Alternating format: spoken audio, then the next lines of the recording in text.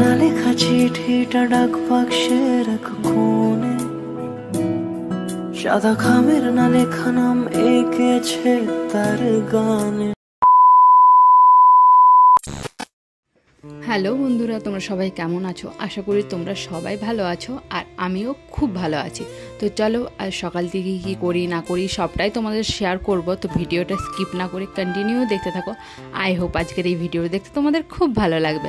তো চলো, দেখতেই পেলে সকালে উঠে পড়েছি। উঠে পরে একটু ফ্রেশ ট্রেশ হয়ে এখানে মা কাটছে সবজি, সেটাই দেখতে এসেছিলাম কি কাটছে না কাটছে। তারপর ব্রেকফাস্ট করলাম। ব্রেকফাস্ট করে পর তো মায়ের সবজি কাটা হোক, তারপরে একটা স্পেশাল জিনিস বলতে স্পেশাল রেসিপি একটা শেয়ার করব তোমাদের সাথে। তো কন্টিনিউ দেখতে থাকো ভিডিওটা।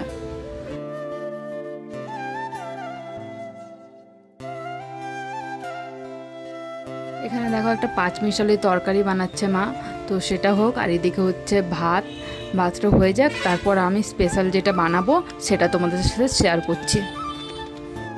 আর জানো তো, তোমাদের দাদাভাই যে সকালে ফোন করেছিল, খুব একটা ভালো সুখবর দিল আমাকে।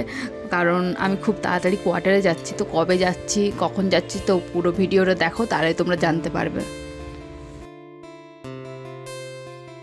তো এইদিকে দেখতেই পাচ্ছ ভাত হচ্ছে, আর ওইদিকে পার্সেলের ডেলিভারি বয় ফোন করেছিল আমাকে, একটা পার্সেল আছে আজকে। তো পার্সেলটা চলো নিয়ে আসি, তারপর তোমাদের খুলে দেখাবো কি আছে পার্সেলটার মধ্যে।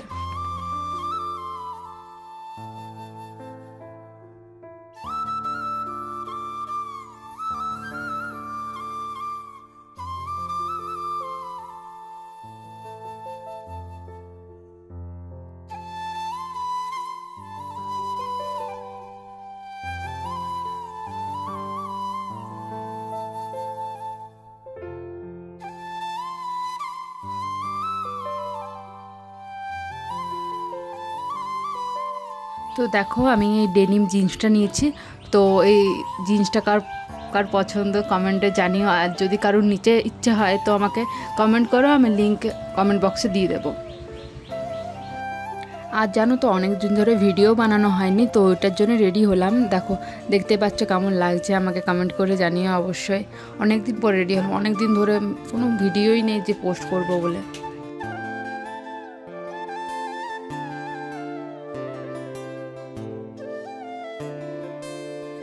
তো দেখো, এখানে আমি ইলিশ মাছ নিয়েছি। ইলিশ মাছটাকে ভালো করে নুন হলুদ মাখিয়ে নেব। তারপর একটা মিক্সার গ্রাইন্ডারে পোস্ত, কালো সর্ষে, কাঁচা লঙ্কা, সামান্য পরিমাণে লবণ দিয়ে ভালো করে পেস্ট করে নেব একটা।